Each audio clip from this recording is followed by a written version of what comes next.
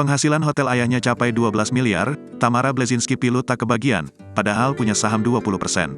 Artis Tamara Blazinski saat ini masih terus berjuang mencari keadilan menyangkut masalah hak waris dari mendiang ayahnya berupa sebuah aset hotel di kawasan Puncak, Bogor, Jawa Barat.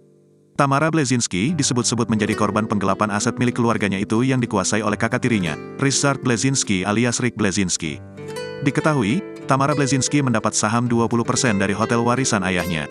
Di tengah masalah yang sedang terjadi ini, Tamara Blazinski menyoroti satu hal lagi soal warisan hotel tersebut. Tamara menyebut jika salah satu kakaknya tidak segera membagikan warisan sesuai wasiat mendiang ayah. Tamara pun baru-baru ini melakukan kunjungan dadakan ke Hotel Bukit Indah Puncak yang berlokasi di Kabupaten Cianjur, Jawa Barat. Awalnya ia mendapat laporan manajemen jika hotel terus merugi. Ia pun melakukan kunjungan dadakan. Setelah melakukan sidak, ia menemukan bukti meeting jika target income perusahaan tersebut tercapai 12 miliar. Wow, papan yang ada di kantor Hotel Bukit Indah Puncak, target 12 miliar, jelas Tamara. Namun Tamara mempertanyakan kemana uang 12 miliar tersebut.